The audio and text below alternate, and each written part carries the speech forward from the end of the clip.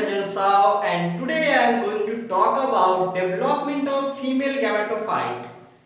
आज के इस लेक्चर में हम लोग जिस टॉपिक को कवर करने वाले हैं वह है डेवलपमेंट ऑफ फीमेल गैमेटोफाइट, जो कि हमारे बोर्ड एग्जाम्स के लिए एक बहुत ही इम्पोर्टेंट टॉपिक है। इससे हर साल लगभग 2 to 5 मार्क्स का क्वेश्चन पूछा ही जाता है, हमारे वेस्ट बंगाल बोर्ड में भी और अदर बोर्ड्स में भी। तो चलिए शुरू करते हैं। The functional megaspore is the first cell of the female gametophyte। जो functional megaspore होता है वो फर्स्ट सेल होता है फीमेल गैमेटोफाइट का। The megaspore nucleus divides mitotically to form 2 daughter nuclei। अब होता क्या है, जो मेगास्पोर न्यूक्लियस है वो डिवाइड करता है माइटोटिकली और बनाता है 2 डॉटर न्यूक्लियाई।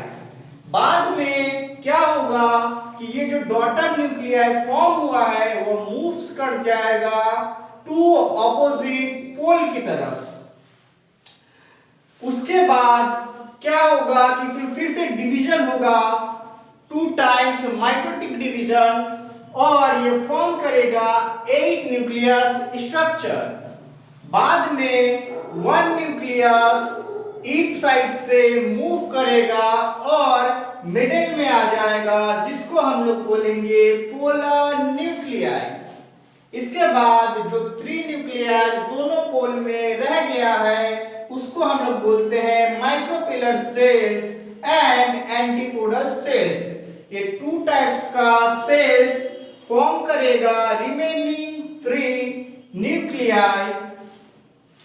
और इसके साथ ही जो पोलर न्यूक्लियाई फॉर्म हो रहा था यही बाद में जाकर सेंट्रल सेल फॉर्म करता है, जो कि एम्ब्रायो सैक का one of the largest cell है। तो इस पूरे टॉपिक को अब हम लोग डायग्राम की हेल्प से समझते हैं। होता क्या है कि पहले एक फंक्शनल मेगास्पोर होता है जिसमें न्यूक्लियस प्रेजेंट होता है, जिसके कारण इसको यूनिन्यूक्लिएट भी बोला जाता है, क्योंकि यहाँ पर सिंगल न्यूक्लियस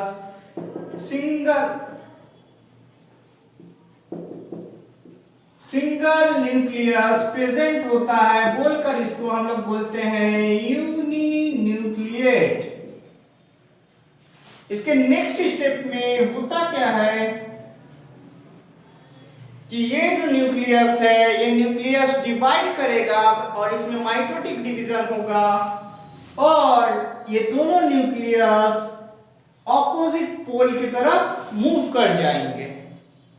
इसके बाद वाले स्टेप में क्या होगा कि इसमें फिर से डिवीजन होगा और ये 4 न्यूक्लियस पहले फॉर्म करेगा, उसके बाद फिर ये 8 न्यूक्लियस फॉर्म करता है।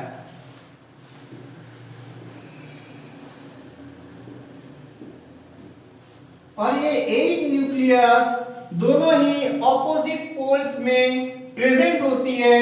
बाद में क्या होगा इसके नेक्स्ट स्टेप में कि ये जो एक न्यूक्लियस है ये मूव कर जाएगा सेंटर की तरफ और यहाँ वाला जो भी न्यूक्लियस है वो भी मूव करेगा सेंटर की तरफ और फॉर्म करेगा अपना पोलर न्यूक्लियाई।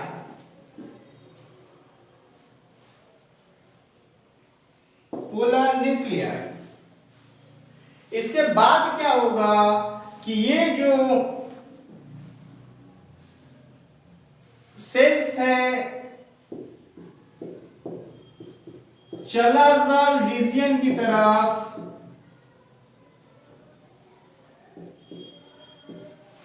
वो फॉर्म करेगा एंटीपोडल सेल और जो माइक्रोपेलर एंड की तरफ है वो फॉर्म करेगा माइक्रोपेलर सेल्स, जिसको हम लोग एग apparatus भी बोलेंगे। इसके साथ ही एग apparatus में 2 तरह का सेल पाया जाएगा, जिसको हम लोग बोलेंगे सिनर्जिड्स और एग सेल। इसके नेक्स्ट स्टेप में क्या होगा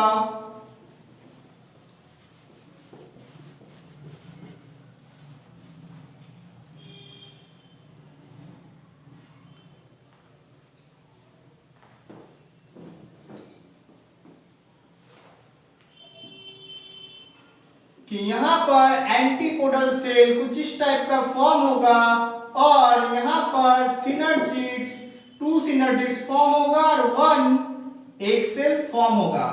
बीच में अपना बनेगा पोलर न्यूक्लियाई जो बाद में फ्यूज होकर बना देता है सेंट्रल सेल, जो कि एक सेल का सबसे लार्जेस्ट सेल होता है। अब क्या होगा कि जो सिनर्जिड्स है वो फिलीफॉर्म स्ट्रक्चर फॉर्म करेगा जो पोलन को एम्ब्रायो तक पहुंचने में हेल्प करता है।